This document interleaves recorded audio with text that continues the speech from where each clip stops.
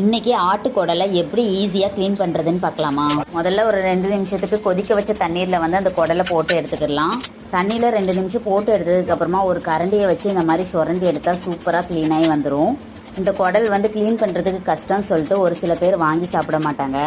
கடையிலையும் வாங்கி சாப்பிட முடியாது, எப்படி க்ளீன் பண்ணுவாங்கன்னு தெரியாது. நாமளே இதை வந்து ஈஸியாகவே வீட்டில் க்ளீன் பண்ணிடலாம். கொதிக்க வச்ச தண்ணீரில் இந்த மாதிரி போட்டு எடுத்து சுரண்டி எடுத்தால் சூப்பராக க்ளீனாகி வந்துடும். குடலை பெரட்டி எடுத்துகிட்டு உள்ளே சின்ன சின்ன பிசுறுலாம் இருக்கும், ஸோ அதெல்லாமே கையாலேயே க்ளீன் பண்ணிடலாம். சின்ன குடலை ஒரு குச்சியை வச்சு பெரட்டி கூட க்ளீன் பண்ணலாம். அப்படி இல்லைனா ஒரு கத்திரியை வச்சு வெட்டி அதை ஃபுல்லாகவே க்ளீன் பண்ணி எடுத்தால் சுத்தமாக க்ளீனாகி வந்துடும். அதுக்கப்புறமா இது ஒரு 10 தடவை அலசி கழுவி எடுத்தால் சூப்பராக சுத்தமாகி வந்துடும். நீங்களும் இந்த மாதிரி ட்ரை பண்ணி பாருங்கள், அழகாக க்ளீன் பண்ணி எடுத்துடலாம். எவ்வளோ அழகாக பளிச்சுன்னு சுத்தமாக வெள்ளையாக க்ளீனாகி வந்துருக்குன்னு பாருங்கள். அடுத்த விலாகில் குடல் கிரேவி தான் செய்ய போகிறேன், ஸோ மிஸ் பண்ணாமல் பாருங்கள். நெக்ஸ்ட் வீடியோ பார்க்கலாமா. பாய்.